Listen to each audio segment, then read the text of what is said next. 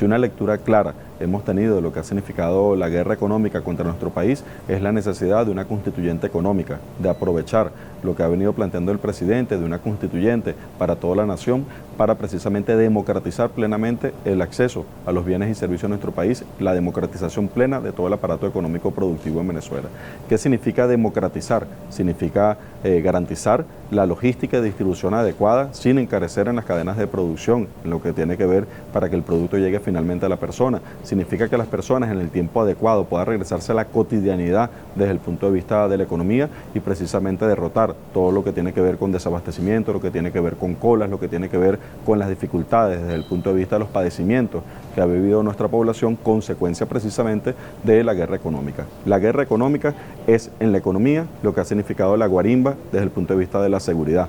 Es la guerra económica lo que ha significado desde el punto de vista de la política en la intención de secuestrar sectores de la oposición. Es decir, que ante los intentos de secuestro de la economía, ante los intentos de secuestro del liderazgo de la oposición, la respuesta tiene que ser la democracia por la base, y por eso una propuesta como la constituyente económica resalta tan importante.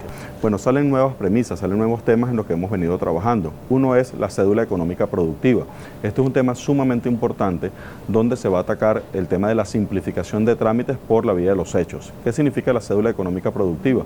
Significa que todas las unidades productivas del país van a tener un código único, incluso con su código QR, que le va a permitir tener un identificador común para todas las bases de datos y para todos los servicios que se demanden de parte del Estado venezolano.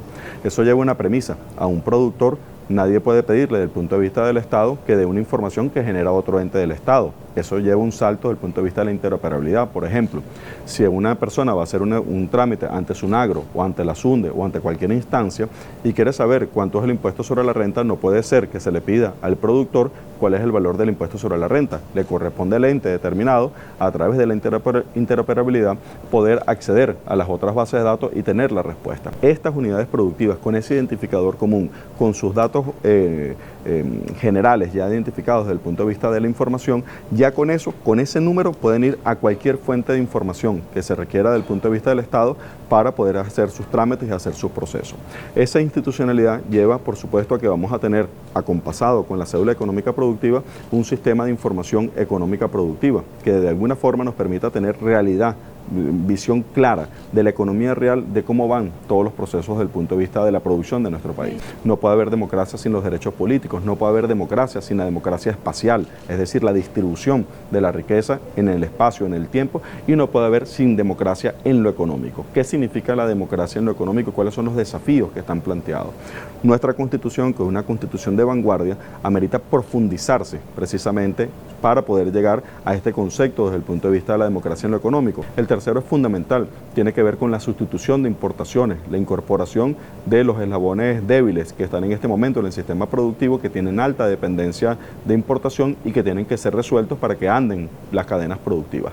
El cuarto componente tiene que ver con el desarrollo de la ciencia y tecnología vinculado a esos procesos de sustitución de importaciones, y el quinto tiene que ver con la adecuación desde el punto de vista de todo el sistema de conocimiento, todo el sistema de formación, para que podamos tener un sistema productivo completamente distinto al sistema productivo que tenemos en la actualidad.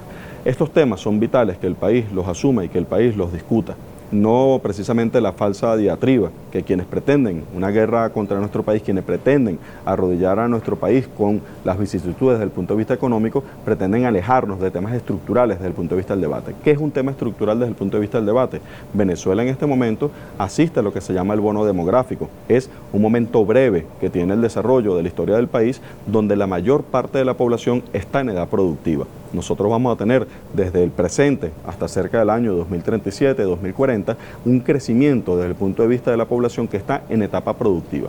Si ese crecimiento de la etapa productiva, es decir, la población que va a ubicarse desde los 18 hasta los 55 años de edad, si esa población que está en crecimiento desde el punto de vista de su edad productiva, no la insertamos con formación y conocimiento para el cambio del sistema productivo, sencillamente nosotros no vamos a garantizar las bases materiales para la sociedad que nos requerimos los venezolanos. Es decir, especializarnos en las cadenas productivas que sean de mayor importancia para la satisfacción de las demandas internas y de mayor capacidad para generar valor agregado a lo interno del país. Especializarnos en el conocimiento para los eslabones rotos de las cadenas productivas, para que seamos soberanos en la producción. Y eso significa que nuestra juventud se forme, se capacite, tenga las mayores variables tecnológicas para que ese aparato productivo con soberanía nos metamos en los eslabones que tengan sentido, que tengan mayor orientación, que tengan mayor importancia. Una premisa es que las empresas no pueden producir a pérdida, esa es una premisa desde el punto de vista de los precios, y que tiene que buscarse desde el punto de vista de la sanidad de la economía el acceso desde el punto de vista económico de la población a los productos. Son tres accesos: el acceso físico, el acceso económico, el acceso cultural. El acceso físico es que lo tengas a distancia adecuada para poder comprar ese producto.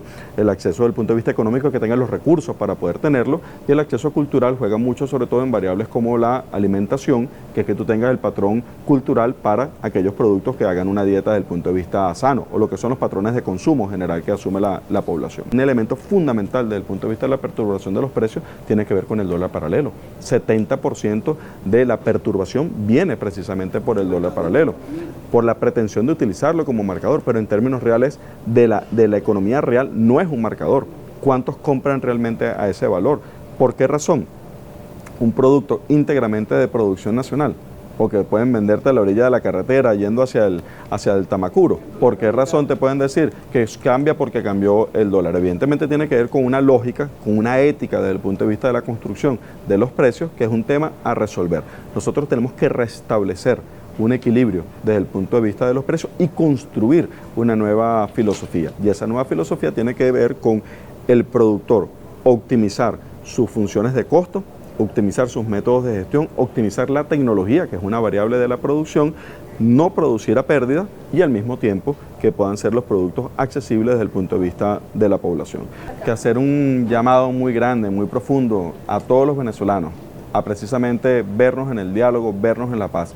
Aquellos que pretenden sembrar la intolerancia, aquellos que pretenden enfermar a la sociedad, aquellos que pretenden secuestrar a la sociedad de sus valores, de sus principios, tienen que ser sencillamente puestos de lado. Venezuela no es un país precisamente de los esquemas violentos. Venezuela no es un país donde de manera escatológica algunos se lanzan las peores ofensas o se lanzan precisamente las mayores agresiones. Aquellos que pretenden secuestrar a la sociedad, que se pongan de lado y que tengamos un espacio de debate amplio, de debate de base, de debate simplemente de encuentro de los nacionales. Regresar a la cotidianidad. Construir la cotidianidad, construir la paz es una tarea fundamental de todos los venezolanos.